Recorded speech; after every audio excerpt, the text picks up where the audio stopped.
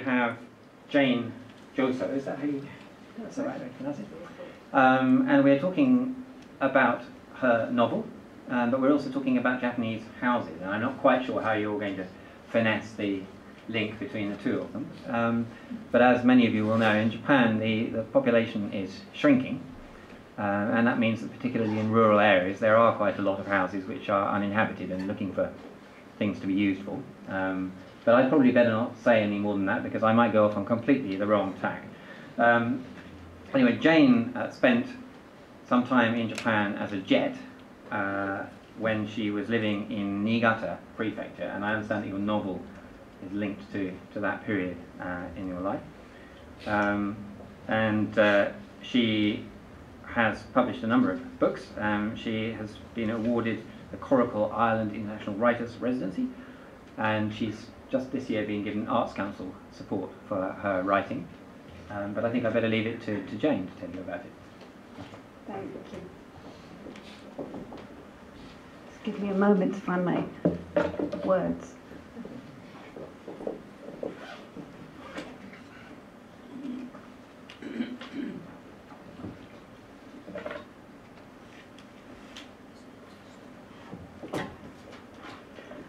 Firstly, thank you ever so much to the Daiwa Anglo-Japanese Foundation for inviting me along, and a huge warm welcome to all of you for being here. Thank you.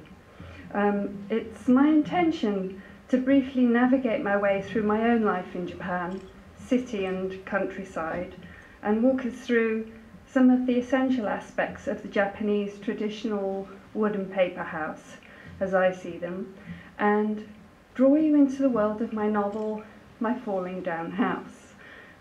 This is both an exploration of issues surrounding contemporary Japanese identity and traditional ways of living.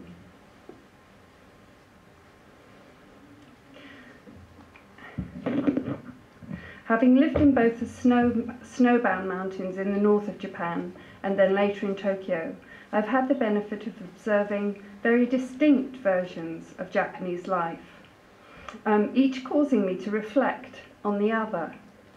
Ironically, what I initially found to be a futuristic-looking city in Tokyo, now when I return, I often find its modern buildings seem almost old-fashioned and the architecture already dated. This is an inherent problem with trying to create the new, as all the architects here will realise, and the modern, because the concept of now naturally holds within it a pressure and an image that's just impossible to sustain. It quickly renders desirable dwellings less so, as naturally the new become old in a time and space in which new and modern is what appears to be most desired.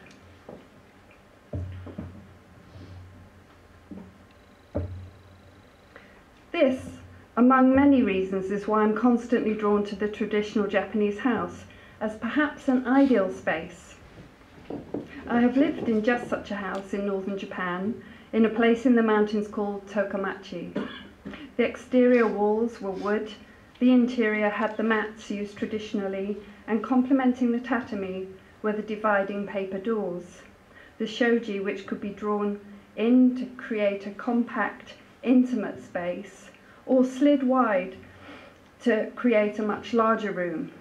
What is already obvious is the seeming fragility of this kind of dwelling and the natural materials used in their construction: wood, straw, bamboo, clay, and mud, amongst others.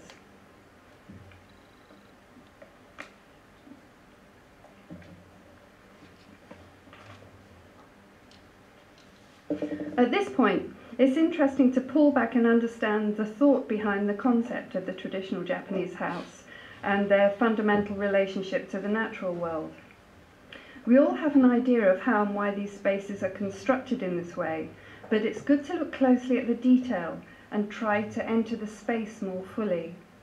Since the doors and windows can open out directly onto the world outside and into nature, there is a suggestion of an intimacy with the natural world, with living beside and close to it, and the natural materials inside the home permit a lack of distinction between inside and outside that allows for the more fluid movement of senses, emotions and thought, as well as actual physical movement.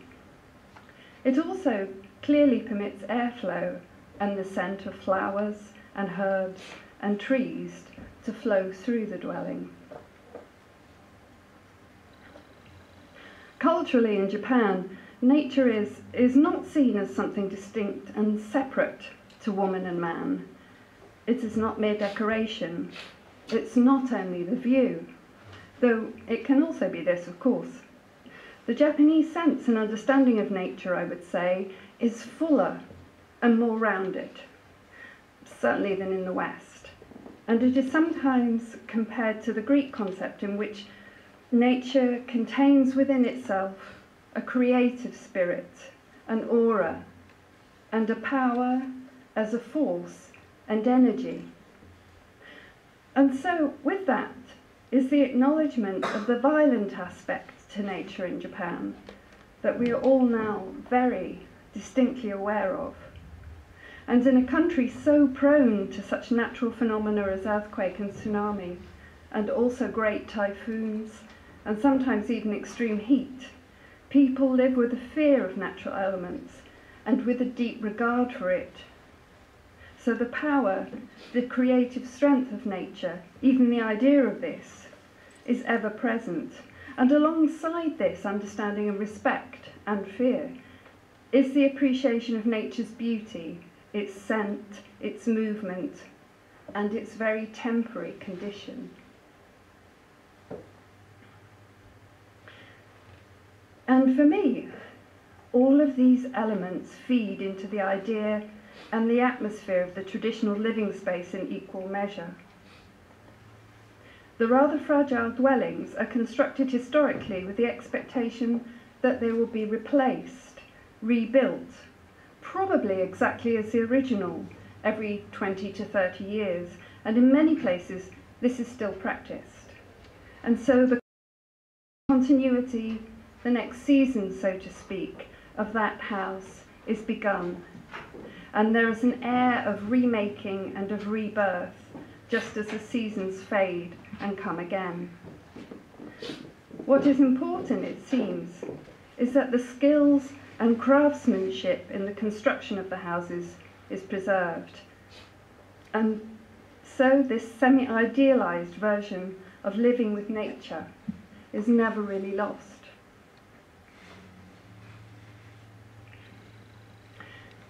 It is also an idea that allows the human to accept their position as being as susceptible as the rest of nature to a limited lifespan.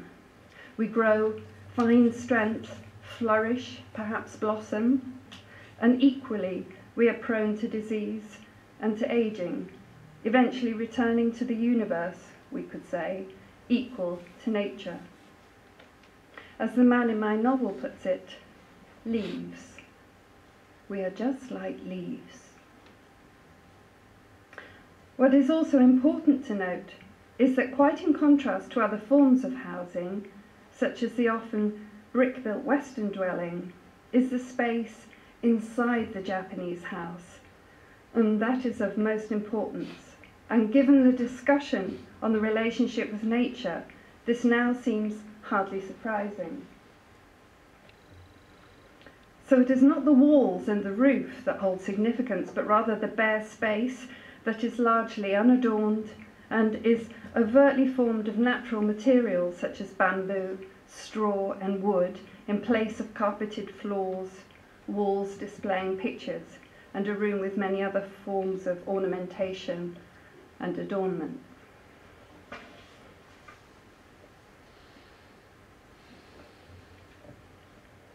Traditionally, the inside spaces are given to practical considerations, with even the Japanese bed, the futon, laid out at night and folded away in the daytime, placed in a cupboard for that very purpose, and so unseen. And beyond this, the space is given over to a contemplative atmosphere in which nature arguably exists as much inside as out, or almost. Quite naturally, over time, the use of the space has changed somewhat. And though the tatami rooms are still built inside the modern concrete structures in Tokyo, the pace and demands of life dictate different usage. So before I idealize Japanese living further, let me illustrate the changes. So the large tatami room is perfect for a train set. And a less attractive but perhaps necessary function is simply using a tatami room as storage space. Arguably, the emergence of cultural acquisitiveness lends this way.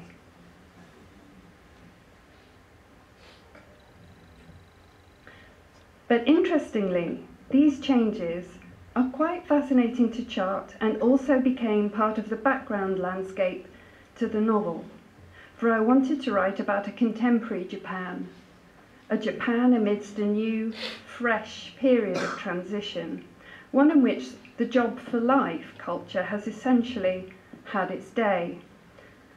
But it is still to some degree an expectation on the young, and if not by them themselves, and certainly by their parents and grandparents, who would like to see their offspring safely and securely employed. But the employment outlook has shifted, and this is really the entry point to my novel. And the young man I have written enters, having lost his job and his accommodation, and finds himself taking refuge in an abandoned traditional Japanese house. What I wanted to explore in the novel, alongside issues of identity at a time of great cultural shifts, was the Japanese house itself, aligning with the young man stripped bare of his culture in a space itself stripped bare and neglected. I wanted to negotiate the idea that this young man, whose state of mind is fast unravelling, might find solace and comfort, and that perhaps his emptying mind might even find fresh inspiration in this old wooden house, that in coming back to a deeper, more contemplative state and living close to nature, it might be possible to recover, or at least to regain strength through engaging with his own more traditional ways of living. And so the title, My Falling Down House. I'll walk you through some of the images now, the photographs I've taken of places I researched in the build-up to constructing this novel.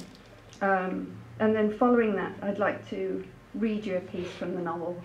And following that, if you have any questions, I'll happily answer those. So,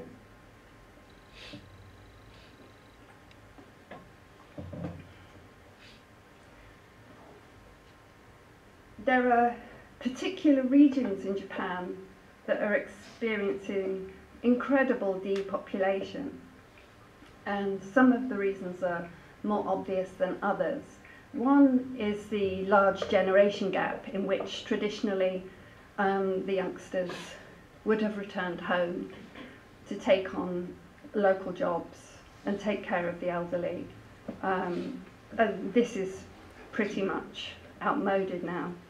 And the second, more exciting reason, and what I think of as a positive reason for depopulation, is that the elderly in rural Japan are starting to realise where it's all happening. And they're moving back to Tokyo. They realise they need to be somewhere where there are good transport networks and they need access to healthcare easily. So,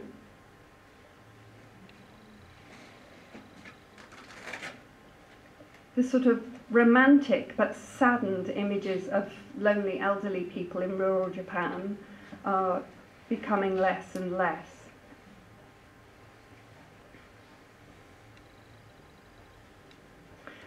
This is one of the houses I looked around and photographed. And this is a particularly good example, though slightly blurry on this large format, of the house itself influencing the novel. It was May when I entered this house. It was completely abandoned. It was full of scrolls and all kinds of beautiful artifacts that had all just been left. And I didn't know the whole story behind why it was left that way. And one of the most romantic things for me was finding these autumn leaves on the Engawa at the edge here. And I was quite fascinated and intrigued by the idea that you could have different parts of nature displaying themselves at the wrong time of year. And the leaves had obviously been there a really long time because they're entirely filled with dust. So I photographed them for a long time. And I have to say at this point I'd finished the novel. But this is the kind of detail that really intrigues me.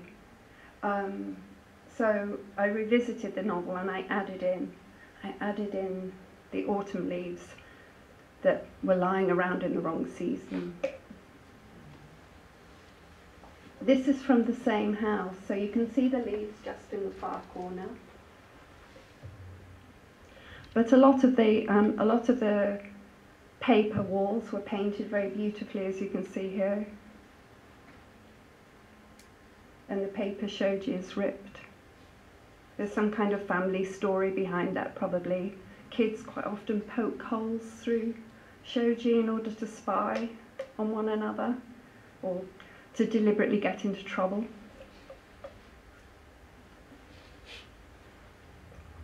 I completely fell in love with this house, actually. I considered moving into it. This is another one, and again incredibly beautiful inside.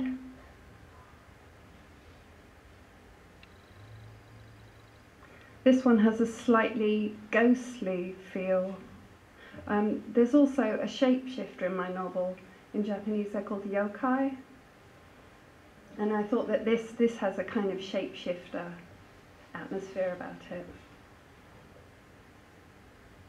It has a sad feeling about it as well, I think.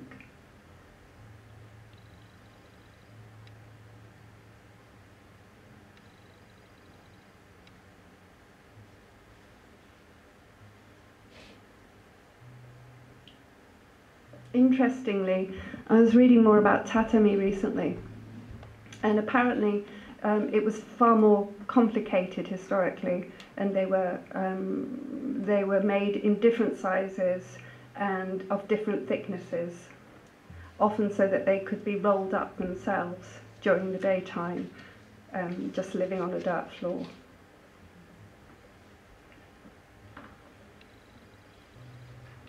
It had very good sunlight that day. Okay, this is one in quite poorly state. But all of these places are quite amazing. I don't know how they carry on standing. But the walls are made of clay with straw mixed in.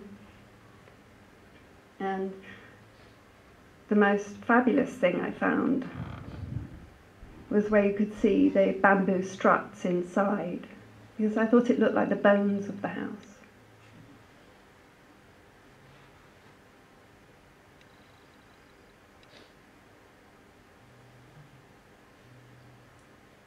This is a very small kind of outer building which most old Japanese houses have. It's almost like the size of a garage in Western equivalent.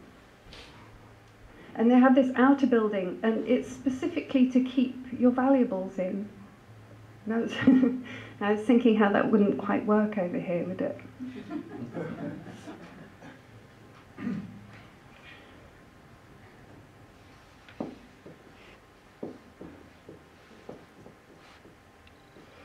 Okay, this is a picture taken in Tokamachi, where I first lived in Japan, which is one of the most densely populated areas of high snowfall in the world. They have between 3 and 5 meters of snow, and this picture was taken in May. It starts to fall in November, and this was May. And so these wooden slats go on the exterior of the house to protect the fragile building from the weight of the snow. And sometimes it has to go up to the top.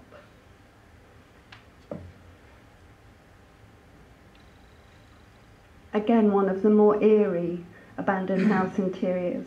But again, I completely fell in love with this because you've got nature growing inside, finding its way in.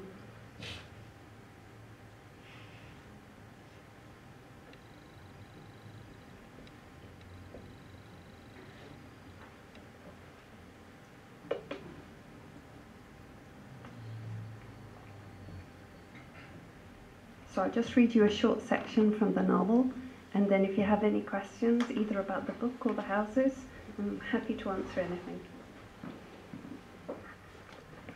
I'm taking this copy because it has mine written in the corner of it. They're not just yours because they have your name on them, apparently.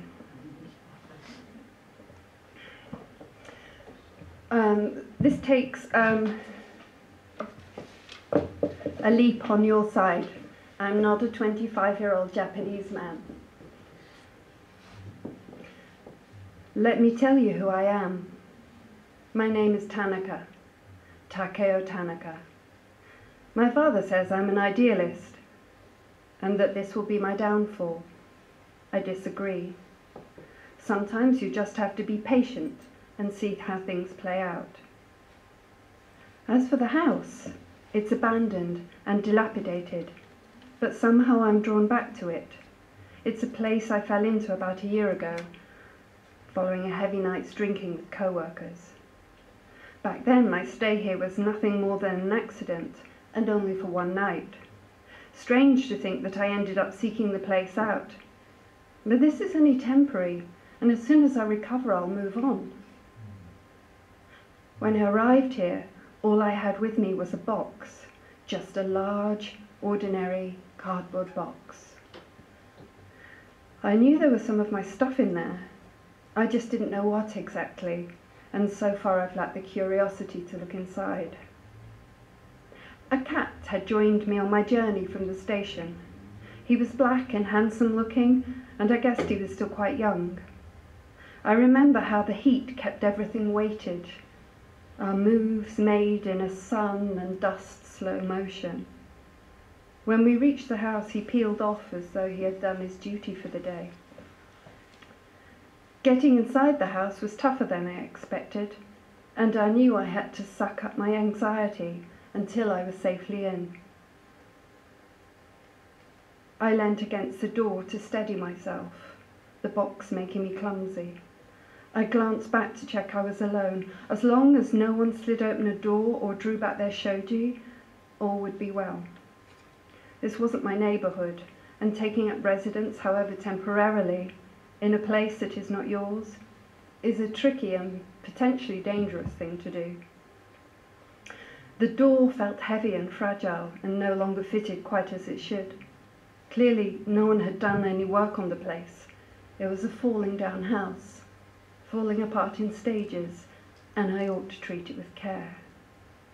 By now, these traditional old houses were rare in Tokyo, most of them awaiting renovation or demolition, but mostly demolition because land prices are super high. So it was strange to find such a dwelling so close to the city and in such bad condition. Usually they're quickly removed, a pencil tower erected in their place or something very much larger. And it's hard to know exactly what criteria would save a place and what would line it up for the diggers. I couldn't guess how it would go with this one in the long run, but I hoped it would survive. I snuck inside and shuffled the door shut. Finally, the world outside was gone. I could breathe again. I set the box down on the tatami. The joints of the place creaked. The walls leaned whichever way seemed to ease them. The shoji was torn, yellow by now and stained, and a purple-grey dust formed like tiny stalagmites all about the room. Clay dust sifted from the ceiling, a gentle reminder to take good care. I seemed to bow in recognition. I sat a moment, the box settled next to me, and dusted my feet. For some reason that day I had not worn shoes, and I realised now why the streets had felt so hot. I checked back around the entrance, no shoes there at all, just several pairs of slippers, long since forgotten, coated in dust, and a single black umbrella. Cobwebs. I returned to the tatami and lay down by the box. On my last birthday, I turned 25, and somewhere around that time, I lost my job, my girlfriend, and my home. I wondered how it was possible to be quite that failed, that soon. I lay on the tatami I don't know how long, a sleepy honeybee, my shoulders warm and soft, aware of how different this place seemed in bright white sunshine. A gentle breeze slipped through cracks and breaks in the windows, making ripples in the shoji. The breeze caught a wind chime somewhere. It startled me until I sensed what it was. I lay back down again and let the sun pour in and over me, a yellow rain, and with it a wonderful heat, so intense I wanted to make a blanket of it, pull it all around me and curl up inside. And I wanted to lie there that way a good long while, with nothing but nothing in my head. Thank you.